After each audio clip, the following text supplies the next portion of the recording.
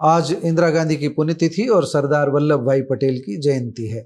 सबसे पहले देश की एकता और अखंडता के लिए जीवन पर्यंत संघर्षरत रहे, सेवारत रहे दोनों नेताओं को एनजेपी इंडिया की ओर से हार्दिक श्रद्धांजलि देता हूं। मैं हूं महेश कुमार वैद्य और आप देख रहे हैं एनजेपी इंडिया।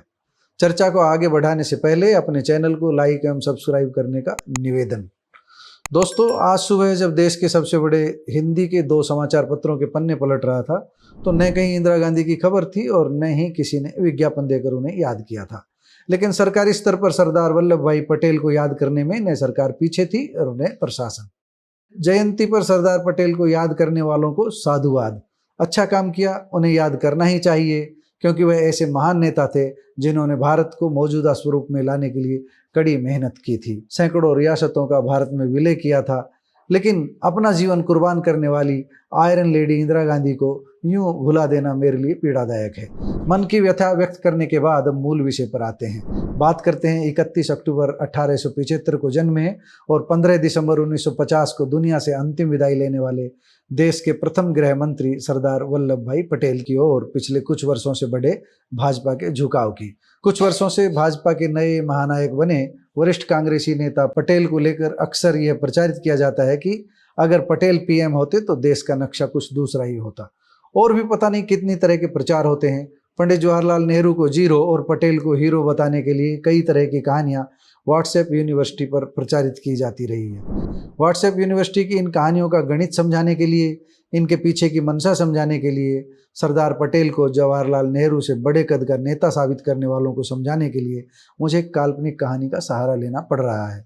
थोड़ी देर के लिए आप अपनी कल्पना में भविष्य की ओर कदम बढ़ाइए।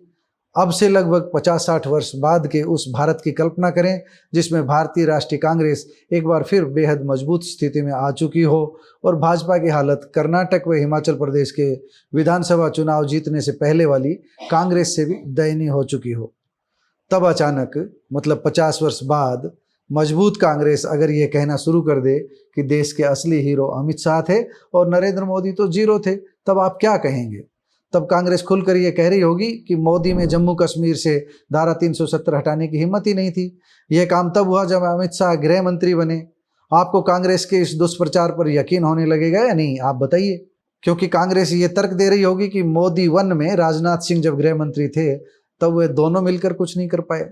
जब 2014 वाली पारी पूरी करने के बाद 2019 की पारी शुरू हुई और अमित शाह को गृह मंत्री की कमान मिली, तब जाकर कश्मीर समस्या हल हुई। कांग्रेसी नेता तब अगर मोदी का कद 6 इंच छोटा करने के लिए दुष्प्रचार कर रहे हो तो उन्हें कौन रोकेगा? लेकिन हकीकत क्या है?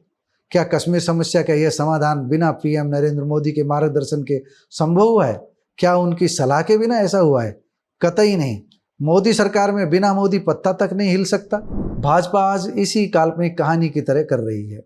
उसे पटेल की स्तुति करनी है, करे, अच्छी बात है, लेकिन नेहरू को गाली निकालकर जो लोग पटेल को अलग करके अलग दृष्टिकोण से लोगों के जेहन में अपना विचार ठूंस रहे हैं, उन्हें संभल जाना चाहिए और ये समझ लेना चाहिए कि बिना नेहरू की सहमति के पटेल ने भी कुछ नहीं किया। यह संभव है उनमें वैचारिक मत भिन्नता रही हो, लेकिन यह पूरी तरह असंभव है कि नेहरू के विरुद्ध जाकर कांग्रेस के सीनियर लीडर रहे पटेल ने कुछ अनूठा किया हो। भाजपा की बात करें तो गुजरात में की गई स्टैच्यू ऑफ यूनिटी की स्थापना के पीछे पार्टी की पटेल राजनीति को साधने की ललक अधिक रही है, लेकिन इस ललक के पीछे किसी पूर्व पीएम के यशोगान की अनदेखी नहीं होनी चाहिए। भाजपा नेताओं को अपने अंतर्मन में झांक कर यह देख लेना चाहिए कि क्या 1 दशक पहले भी वह आज की तरह पटेल के सामने नतमस्तक होते रहे हैं। जो लोग इंदिरा गांधी को भूलकर केवल पटेल के ट्वीट कर रहे हैं, उन्हें खास तौर पर अपना मन टटोलना चाहिए।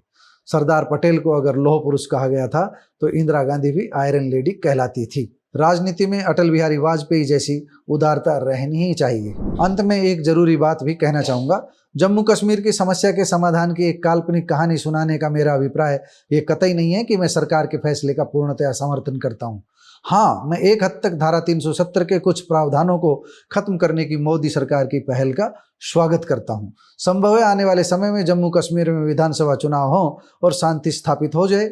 इसके बाद मोदी सरकार वाहवाही हासिल करे। मैं निश्चित रूप से उस खुशी में शामिल रहूंगा, क्योंकि मोदी भाजपा के नहीं, देश के प्रधानमंत्री हैं। देश में शांति की खबरें किसी भी दिशा से आए वह मुझे सुकून देती है, फिर मणिपुर हो या जम्मू कश्मीर। आपने मेरी बातों को ध्यान से सुना, इसके लिए आपका बहुत बहुत धन्यवाद।